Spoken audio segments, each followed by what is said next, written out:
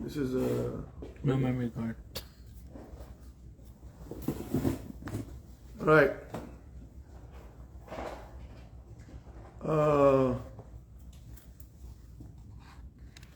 going to start with the Parashat Hashavua. Parashat Hashavua is which parasha? Emor. Emor. Oh, sounds so good, Baka. No, not yet. Parashat Emor. And Parashat Emor, fantastic parasha. It has a lot of clues for us in terms of what we're doing with ourselves and how we apply it to our lives. It says in Parashat Emor, וספרתם לכם ממחרת השבת מיום הביאכם את עומר התנופה 7 שבתות תמימות תהיינה. And you should count right after Pesach. Shabbat will be Pesach. As soon as you bring the Omer HaTnufa, Omer HaTnufa is the first harvest that they take bring as a sacrifice of wheat. You're going to count Sheva Shabbatot Tmimot, 7 full weeks. Ad mimacharat HaShabbat HaShvi'it, until the last week. Tishpiru 50 yom. You're going to count 50 days. Look, we have the 7 days. We have the 7 weeks and the 50 days. And you have to be the Torah is very particular with the instruction it's giving us. V'ikaftem, then you're going to bring mincha chadasha leHashem. You're going to bring a new sacrifice to Hashem. And it's like, okay, so let's count. What does it tell me? What does it tell about my life? What should I be doing? So Sfirat HaOmer is from the time that we bring the first, what we call Omer HaTnufa, until we bring the Shnei HaLechem, which is the Mincha Chadasha leHashem. Now, the Kli Yakar sees in the expression that we have Mincha Chadasha, a new offering, a hint for Chag HaShavuot, which we all know the Shavuot is Yom Matan Torah, the day of giving the Torah. And he says the following, which is fascinating. V'ikravtem mincha chadasha leHashem, and you should bring a new offering to Hashem. Siman liyom Matan Torah. That's a hint for Matan Torah. כי התורה צריכה להיות חדשה אצל האדם בכל יום כאילו היום קיבלה מסיני. When you're learning Torah, your attitude should be that it is as if you received it today at Mount Sinai. The Mincha Chadasha hints for us for the continuous renewal in what one needs in learning the Torah. And that's something very, very important. That every single day, a person needs to feel as it is Matan Torah for him, as he received the Torah from Sinai today. And of course, later on, the Kli Yakar discusses 2 holidays, or 2 events in the Jewish calendar that the main concept behind them is not actually mentioned in the Torah. And it's a big thing for us, but it's not mentioned in the Torah. And the first one is Chag HaShavuot. Right? As we all know, it's the day that we received the Torah. And the other day is Rosh Hashanah, as we refer to it as Yom Adin, Day of Judgment. And of course, it doesn't say anywhere in the Torah that Rosh Hashanah is Yom Adin. It doesn't say anywhere in the Torah that Shavuot is Yom Matan Torah. Says the Kli Yakar, it's fantastic, Rabotai, it's fantastic. ומה שלא נזכר בתורה בפירוש כי יום זה מתן תורה, that it's not mentioned specifically that Shavuot is Matan Torah, וכן לא נזכר בתורה בפירוש, it's not say specifically in the Torah, כי ראש השנה הוא יום הדין, it's the day of judgment, וטעם שניהם אחד הוא. The reason for both of them not to be mentioned as Matan Torah and as day of judgment, he says, is one reason. And I already brought it, he said, in his book, Olelot Ephraim, שעל מתן תורה לא רצה הקדוש ברוך הוא להגביל יום ידוע. HaKadosh Baruch Hu did not want to specify a specific day that it's going to be the day that we receive the Torah. And it says, לפי שצריך האדם שיהיה דומה לו בכל יום ויום מכל ימות השנה כאילו באותו יום קיבלה בסיני. Hey Kohen. So why, as we said before, that every single day a person should view as he received the Torah as a new thing today from Har Sinai. That's as it says in Masechet Eruvin, in Daf Nun Daled Amud Bet. Wow, Amud Bet. שהתורה נמשלה לדד. The Torah is referred to or is symbolizes as a mother's bosoms. שכל זמן שהתינוק ממשמש בה ומוצא בה טעם חדש. As much as, I mean, what does the baby eat when he nurses? He eats his mother's milk all day long. But every time he nurses with such excitement, he finds a new flavor in it. Otherwise, I mean, imagine you eating for, I mean, let's say for 2 years, oatmeal, porridge with nothing in it. It doesn't matter, after a week, you say, I can't do this, no sugar, no nothing, just oatmeal. You're gonna go crazy. And yet the baby is excited every time it latches on his mother's bosom, and he's so excited. So is a person. With that excitement of the baby, so we should have for the Torah. Ve'al ken din hu. It's a law, it's a rule. שיהיה דומה אליו, שיהיה דומה בכל יום ויום כאילו קיבלה היום מסיני. You have to have this attitude. din hu. He writes. ואם כן, כל יום הוא מתן תורה אצל ההוגים בה. For those people who learn Torah, every day is the day that he receives the Torah. It's not, oh God, I gotta go to yeshiva again. Oh man, I'm tired of this. Let me go to Boston. I don't know, let me go to, I don't know, maybe I should sit down and take my, sit down with my colleagues and PhD and do something. No, instead of going to learn the Torah, right? Every day, oh, I'm excited to come.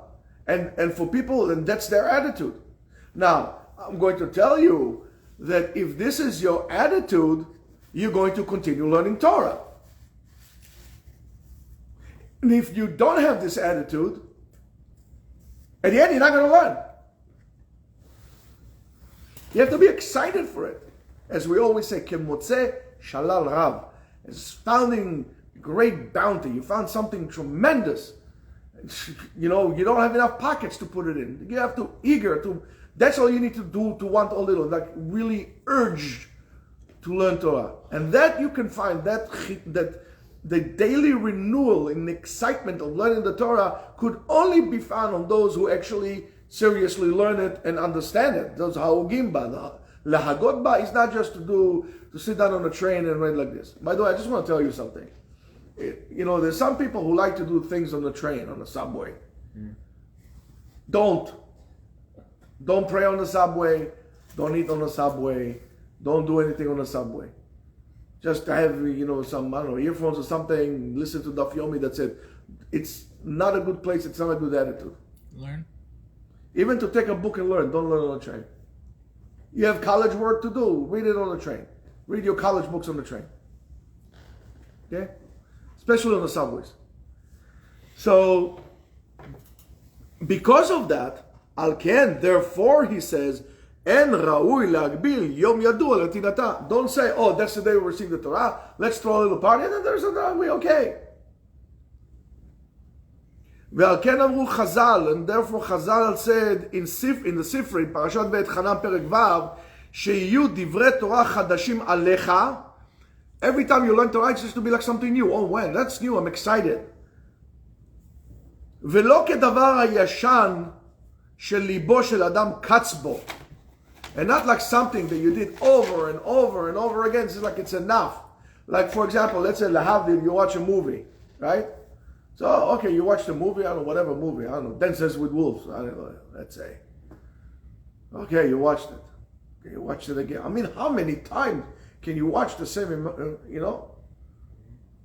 you just pass it. But don't be like that. It has to be with great excitement and you coming to it. Everyday toil. And al ze ne'emar, the Gemara says, En lecha bet midrash belo chidush. And believe me, it happens. Every day that we come here to yeshiva, every day we learn something new.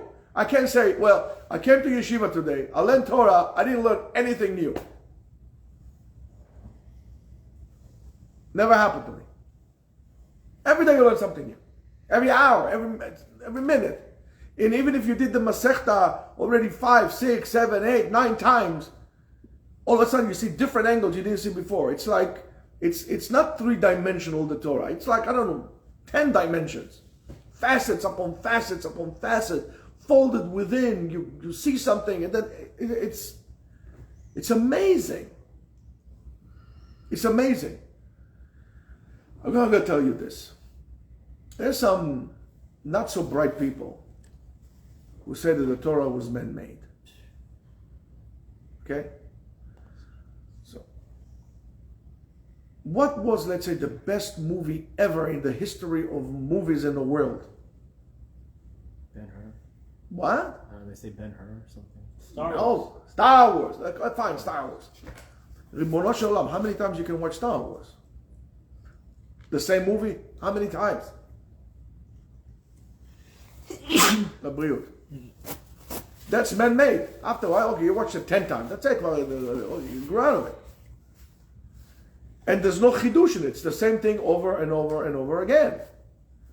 The Torah could not have been man-made because there's endless facets to it. Go to any, regular yeshiva. Not small and not super big. It's a regular yeshiva, Chaim Berlin, Mir, any of these places, big yeshiva. Sha'ar Torah. Look how many books they have only on the 5 books of Moses, on the Torah. How many stuff is written? Now you're going to go to a big yeshiva, go to Lakewood, go to Mir in Israel, go to Ribono shel Olam, how many books are there, and this one, and writes on this one, and new angles, and new angles, and new angles. It's unbelievable. There hasn't been such an effort, human effort, to renewal so much as it is on the Torah, and no aspects of human life. It cannot be. And yet, it's every day, not every year, every day another book, another thing, new ideas, new concepts. It never ends. It just adds more and more and more and more and more. And it's new things. We're sitting here, right, for what? 2 weeks? 3 weeks? 3. 3 weeks. We're analyzing one tshuva of Rav Belsky. It is like, and you read a segment, and then, okay, now, we're going here, we're talking here, we're looking into the... It is just one tshuva. Imagine a whole book. Imagine the Bet Yosef. If you want a proof, that's your proof. Torah is not man-made. Now, and that's what, so therefore it says, חדשים עליך ולא כדבר הישן שליבו של אדם קץ בו, שהרי באמת אתה מוצא בדבר חדש בכל יום ויום. Every single day you find a new angle in the Torah. ועל כן אין יום נתינתם מבואר בתורה. And that's why it doesn't say in the Torah, that's the day to receive Torah. That's in receiving the Torah, that's the day that it's new to you. Every day it's new to me.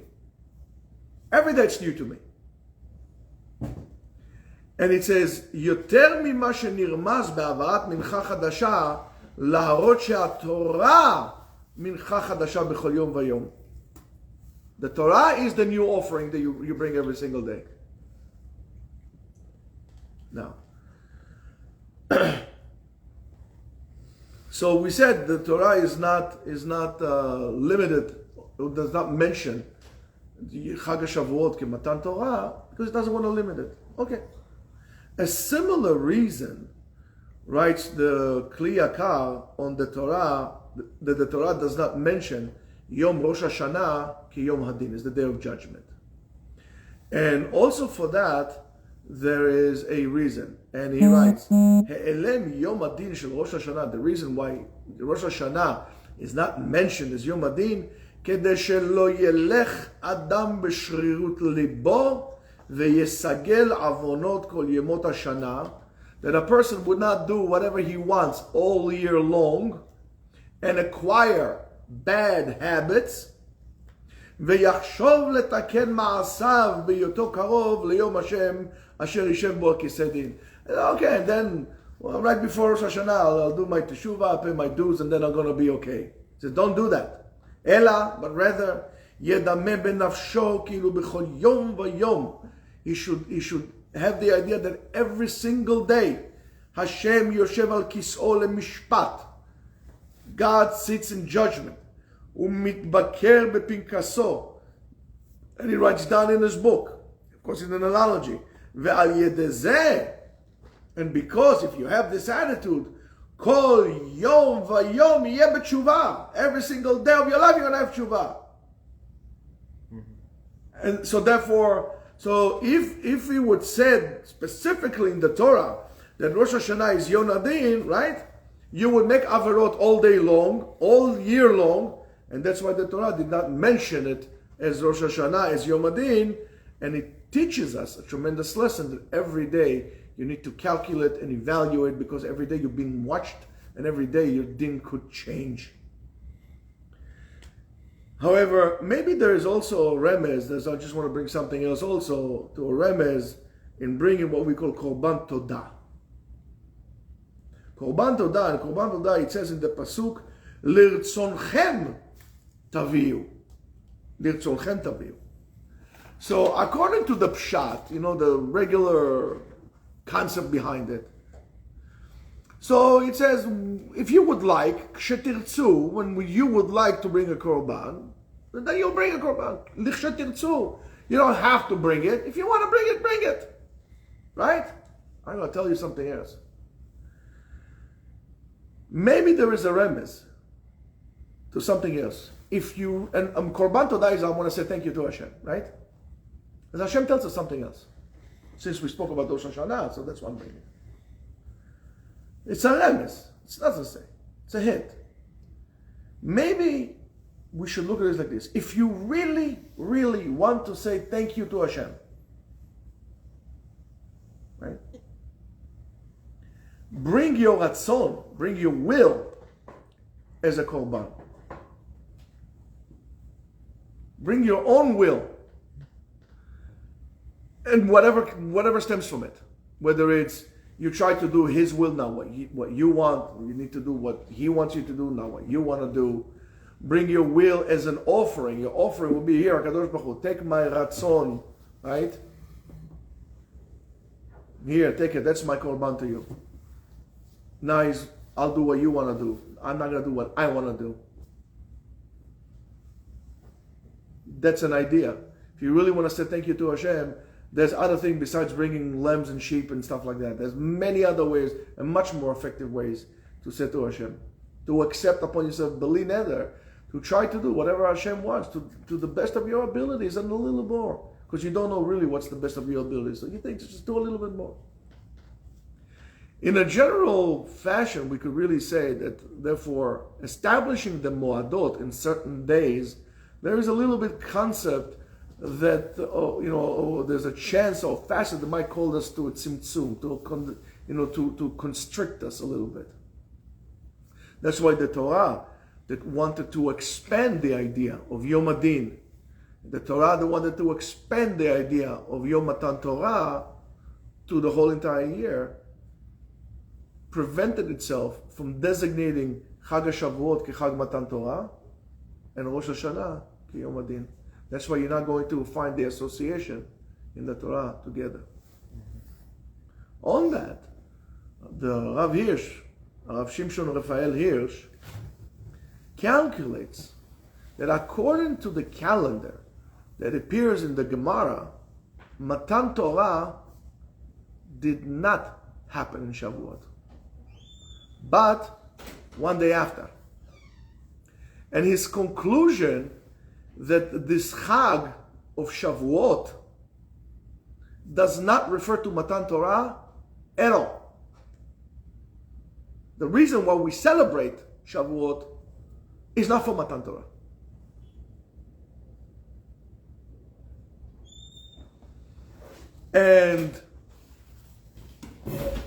But rather, as it says, Achanat atzmenu lihiyot re'uim lekabbalat haTorah.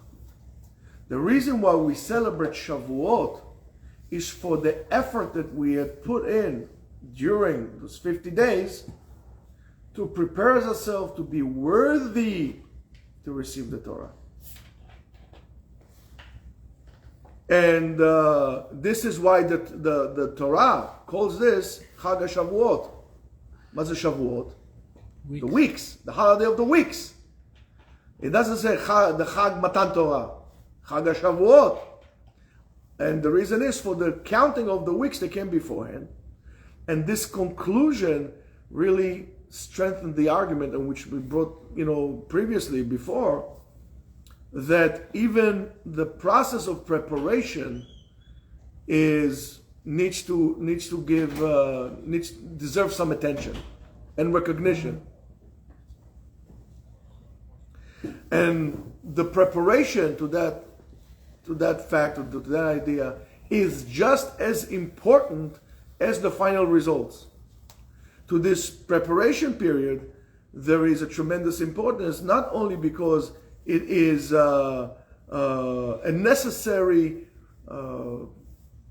intro to achieving the final goal, right? And by the way, this is the Ari writes this period as preparation, as much as a woman prepares herself when she counts the 7 clean days for the husband, and then the husband, when she comes from the mikvah, loves her and appreciates and desires her as the day they got married. That is our own sanctification and preparation on which we're counting towards. It's a spiritual preparation, and that's what he writes, and it says, and also because the actual day-to-day existence that we have, the mundane, the stuff that happens every single day, that happens during this day, that also has meaning. That also is important. And the first message that we can get from Sfirat HaOmer is very well known and is very, very important. That Sfirah, that counting, represents the process in which we are gone from physical freedom as slaves from Egypt, when our bodies were slaves, to the spiritual freedom that is represented in Chag Matan Torah.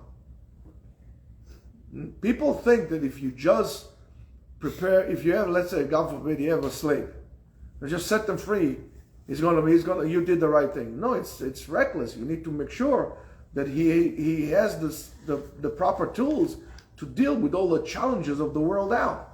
And to that matter will be also the havdil, of course, if children are not slaves, the same thing that you do to your children. You can't, wrap your children in such a way and then expect them to go out. Don't let your kids do anything, no responsibilities. You do everything for them, and then expect them one day to get married and then to go out, and then they'll be okay. They won't. They'll fall apart. They'll crumble under the overwhelming, expectation of life itself, what life throws at you. So on Pesach, our bodies went out, but we needed this journey to go to the desert. And in the desert is a place that there's nobody there, without any external influence and interruptions and disturbance, to actually reach a level of mental and spiritual freedom, and only then you could receive Torah. And if I'm going to tell you why I think there are many Jews that are not learning Torah, if you see their effort is to be like everybody else, they need to accommodate themselves according to what the world will think of them. In other words, those people who don't learn Torah might be free in their body, but the spirit is still enslaved into whatever the world wants. They need to answer to the masters of the world and expect the world to give them a high five and then it will be okay. So if you guys come here and learn Torah, means you're in a different stage and a different level of other people, those who don't learn Torah. That's why it's important to learn it. I mean, we want to be free.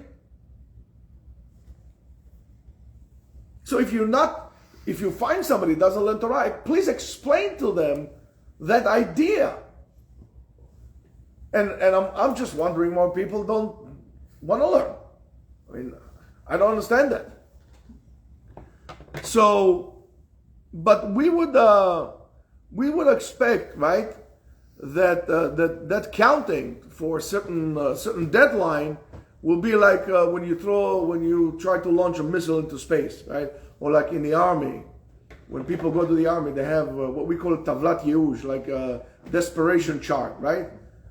And then you go, 1 week left. So go there, right? So when you throw a missile you launch a missile to the sky, what do? 10, 9, 8. I wonder what happened if somebody older was to get confused. Instead of saying 8, to say 7, like 6, skip. But we go from 10 all the way down, and then 1, take off, like this, right?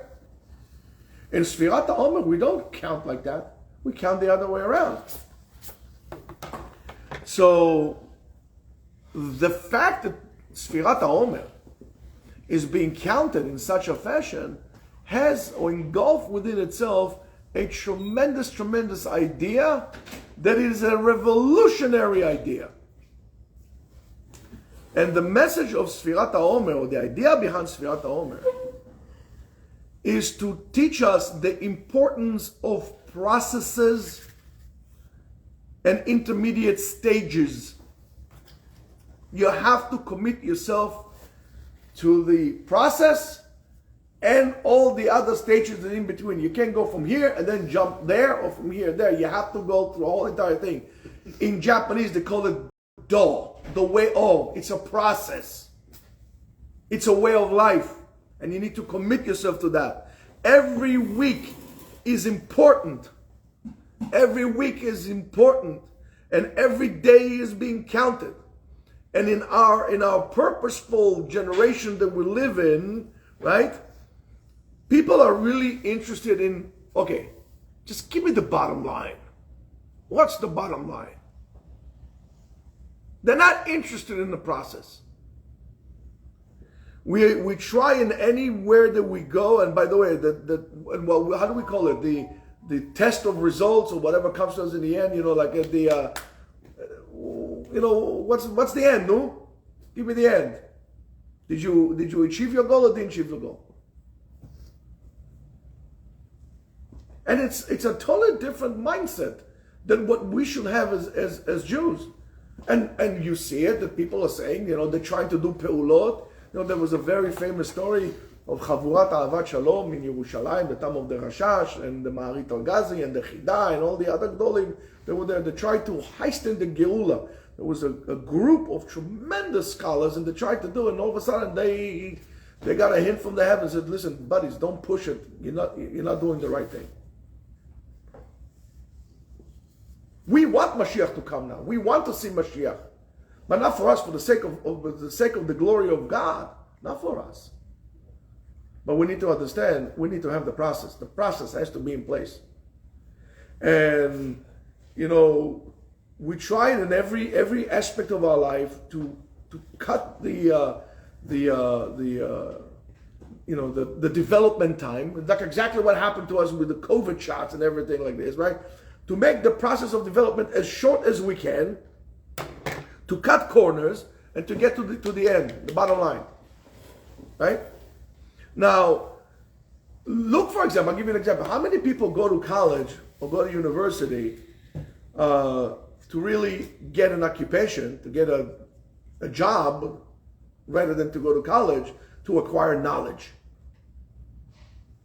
Yeah. Colleges, in a way, are vocational schools. So I'm going to tell you this. If, for example, today computers are computers. So, but I'm going to tell you the following. If I want to go to learn computers, I would not go to a college and get a degree in computer as a computer major. I'll go to some boot camp in coding. I'll become a bigger expert, because that's the bottom line. But all schools are like this. They don't teach you knowledge, overall knowledge, what we call liberal arts. If you want to go to anything else, you're going to see everything is full. You go to liberal arts, there's 2.25 people there, including the professor. Because we're not interested in knowledge. We want the bottom line. We want to cut corners. Let me load up, and then you burn up, and then you fall, and then you fail. Are you committed to this lifestyle? Sfirat HaOmer teaches us that, right? And it will be the same thing. Instead of doing a diet, people take a pill. So comes Sfirat HaOmer and teaches us that there is great value and importance not only to the result, but even more so to the process. To the process. So all I'm asking you is, and by the way, when we count the Omer, it's also according to the Kabbalah. It says every day we fix another world, and we start from the very, very bottom, right? Where do we start from? 29. And then we go all the way to Keter. Oh. Right? Ayom, Bina, Shebeketer, Keter, Bemze, and we go the whole entire path, all the way up, until we reach the highest level that we can reach. The process is important. Don't cut corners. Look at what is that you want to achieve and what will be the safest way for you to get there without getting a shortcut. And I'm going to tell you this. I don't know who said it, it's not me, but somebody said something like this, that there hasn't been a place that has been worthwhile to go to that you had to take a shortcut. So don't take shortcuts, commit to the process, have patience, because at the end, it doesn't make a difference how fast you go or how slow you go. What makes a difference is that you keep on going and you keep on committing. Daf after daf, line after line. It doesn't make a difference if you can finish the Shas in 1 year or you're going to finish the Shas in 7 years. Commit yourself to the process, and Be'ezrat Hashem will bring you Ula La'olam. Shabbat Shalom.